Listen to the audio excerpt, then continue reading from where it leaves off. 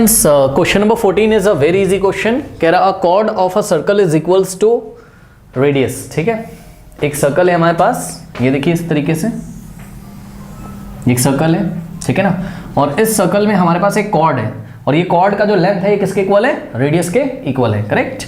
यानी कि यहाँ कहीं सेंटर है, ओके, ये देखिए ये सेंटर O है, ठीक। और पहले हम एक काम करते हैं, कॉर्ड के दो एंड्स होंगे ना, कॉर्ड के दो एंड्स होंगे, कुछ इस तरीके से कॉर्ड होगा, ये देखिए जरा, ये देखिए कॉर्ड है आपके पास, ठीक है। लेट अस से AB इसका क्या है?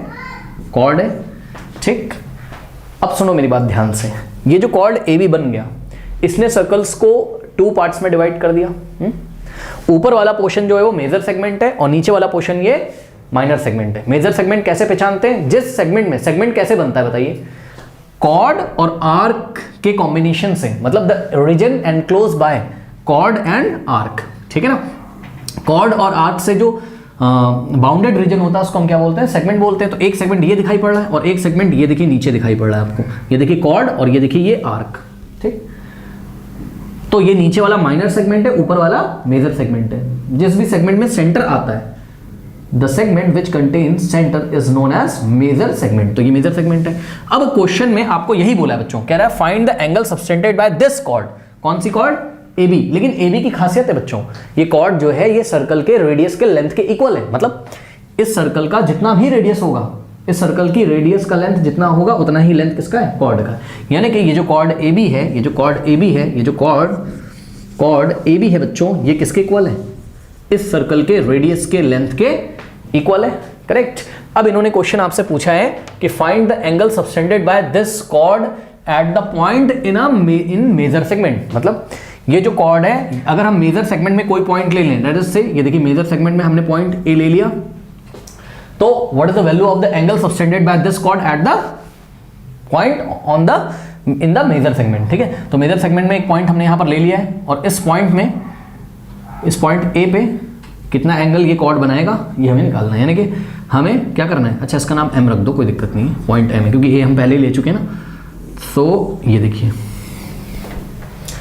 हमने क्या किया, M को A से ज्वाइन कर दिया, ये कुछ इस तरीके से, करेक्ट। और उसके बाद हमने क्या किया, M को हमने B से ज्वाइन कर दिया, ये इस तरीके से, करेक्ट। M को A से ज्वाइन कर दिया, M को B से ज्वाइन कर दिया। तो आपको कौन सा एंगल बनाना है, बताना है। ये देखिए ना, कॉर्ड AB कितना एंगल सबटेंड कर रही है मेजर सेगमेंट में? Angle AMB। सो आपको क्या फाइंड करना है? Find angle AMB। सो AMB का वैल्यू आपको यहां पर बताना है, ठीक है ना।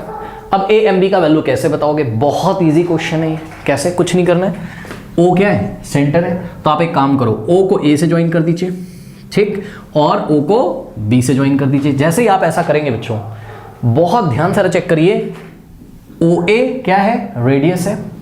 OB क्या है? रेडियस है। So OA is equals to क्या हो जाएगा?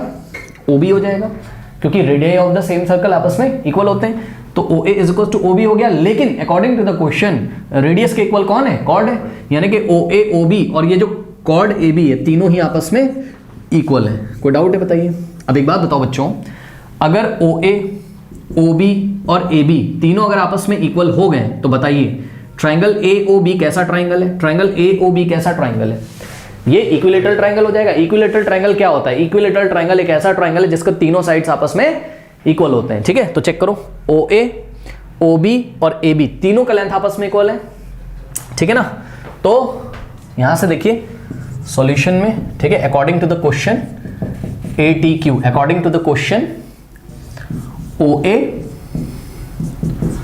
OB और AB तीनों आपस में इक्वल हैं। हेंस जो आपका ट्रायंगल है, कौन सा ट्रायंगल? हेंस ट्रायंगल AOB, ये देखिए ट्रायंगल AOB क्या हो गया? Triangle AOB is an equilateral triangle. ये कैसा है? Equilateral triangle. और बच्चों इक्विलेटरल ट्रायंगल की क्या खासियत होती है? इसके तीनों साइड्स इक्वल होते हैं और हर एक एंगल का वैल्यू कितना होता है? 60 डिग्री। तो इसका मतलब ये भी कितना है? 60 है, और ये भी कितना है? 60 है, और ये भी कितना है? 60 है, ठीक। इसका मतलब कि angle OAB is equals to angle AOB is equals to angle, ये देखो क्या लिखा मैंने, angle OAB is equals to angle AOB is equals to angle O B A, O B A, ठीक है ना, तीनों ही किसके इक्वल हैं, 60 डिग्री के इक्वल हैं। अब सुनो, आपको ये एंगल फाइंड करना था, सीधे सीधे कितना आ जाएगा 30, क्यों, एंगल सब्सटेंडेड बाय ये जो आर्क है, आर्क ए बी सेंटर पे कितना एंगल बना रहा है, एंगल ए ओ बी, तो angle subtended by any arc at the centre is double the angle subtended by the same arc at the remaining part of the circle. तो इसका मतलब angle A O B is equals to 2 times of angle A M B,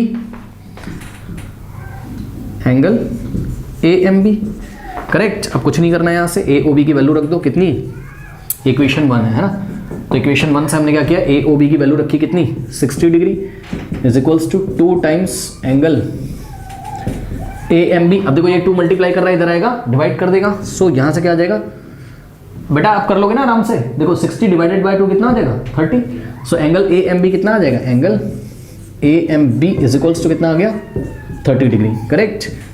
तो ये angle A M B ही तो हमें find करना था, क्योंकि यही angle A M B subtended by the chord A B है ना, on the in the major segment, correct. So angle A M B is equals to 30 degree, correct. Note कर लीजिए।